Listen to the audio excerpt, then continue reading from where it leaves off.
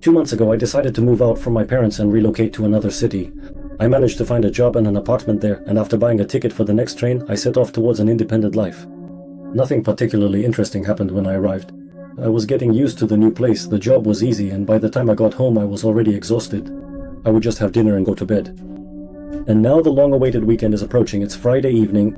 I'm in a good mood walking home, and when I stopped by the kiosk for cigarettes, which stood across the street from my building entrance, I noticed something strange. To the left of my apartment windows, there were no windows belonging to the neighboring apartment. That is, there were windows for the neighbors on the right, but none on the left. Where the neighbors' windows on the left should have been, there was just a flat wall. At the same time, the windows of the next apartment were in place. It looked as if the builders had forgotten to make one of the apartments, as if there was a hole in the wall of the building.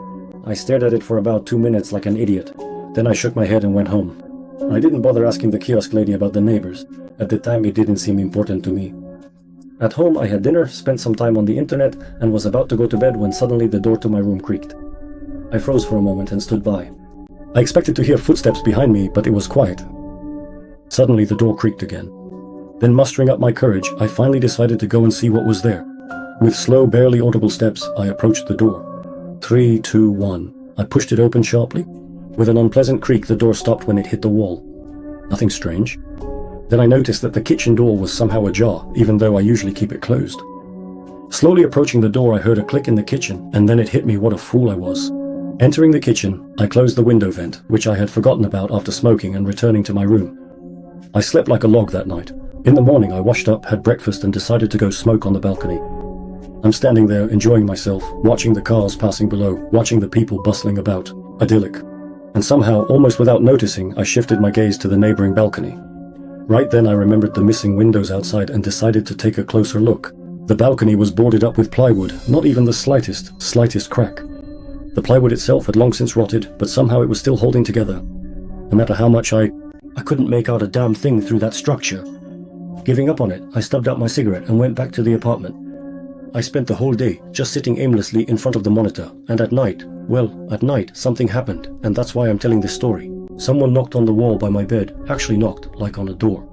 At the sound of the quick, sharp knocks, I jerked my head up and tried to figure out what had just happened. 3 more knocks.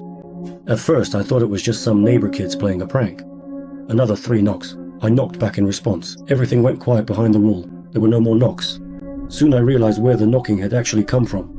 I started to feel a little uneasy. After all, someone was knocking at me from there. And most importantly, I knocked back at someone. At least now I know for sure that someone is there. I'll have to ask the neighbors tomorrow what kind of lunatic lives there. With these thoughts, I drifted off. In the morning, I decided to go see who the smart guy was that woke me up last night. Stepping out onto the stairwell, I was running through possible ways to take a look inside, but when I turned around, I was stunned. There was no door leading into that room. I hadn't noticed it before. Apparently, because I was tired, I just didn't pay attention to it. On our landing, there were only 2 doors, mine and the one opposite. I quickly ran up and down a couple of floors. Everywhere else, there were 3 doors. What on earth is going on? I kept asking myself this question. I decided to go ask the neighbor across the hall. Some guy lived there. When I asked him about the walled-up apartment, he said he didn't know anything himself. At first he was surprised too, but then he just stopped caring. After asking other neighbors and failing to find some all-knowing old lady who could tell me a chilling story, I trudged back home empty-handed. From that moment on, my whole life slowly started going downhill. It all began on Sunday night. I had to get up early the next day, so I decided to go to bed early. In the middle of the night, I suddenly woke up because I felt someone watching me. I know it sounds cliché, but that's how it happened.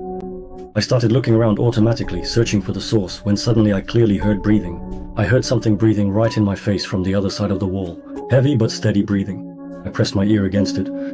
I could feel it trying to touch me, wanting to devour me. Only a wall separates us. I just knocked back in response. I don't know why. Probably because it worked last time. But it was a big mistake. Even though it left at that moment, it didn't leave me alone. The next night, I was woken up by a knock at the door. I recognized it immediately. The same 3 quick knocks. I wrapped myself in a blanket and tried to fall asleep, but every 30 seconds I was jolted awake by 3 loud knocks at the door. He knew I was afraid, knew I wouldn't open the door, but he kept knocking and waking me up just to feel my fear. I don't know if the neighbors heard him. Most likely they didn't. I don't even know what he wanted from me, but I gradually started to lose my mind. He has been coming every day for 2 months now. Or rather, he used to come. Gradually, I was overwhelmed by hatred toward those around me. I slept very rarely and started lashing out at people. I thought it was unfair. Why should I have to suffer? After all, I never did anything to him. I don't even have any information about him. I didn't know what he looked like. I simply gave myself away one day, and that's all. And there's a price to pay for that. I was angry, but when he came, I stayed silent. I was afraid. I don't even know what exactly I was afraid of. Death or him himself. I had absolutely nowhere to go. At work, they threatened to fire me for being rude to everyone, and I couldn't reach my parents at all, not in any way. Today, I decided to protect myself from him forever. I ordered the necessary materials. The movers brought everything by lunchtime. There was still plenty of time. I thought they'd be really surprised by what they had to deliver to the 13th floor of an ordinary apartment building. But apparently, they couldn't care less.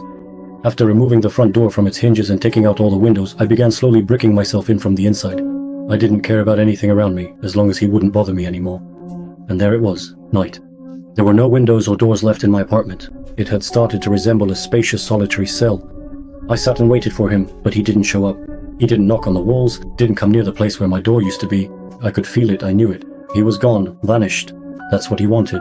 He locked me in a cell that I built for myself and became free.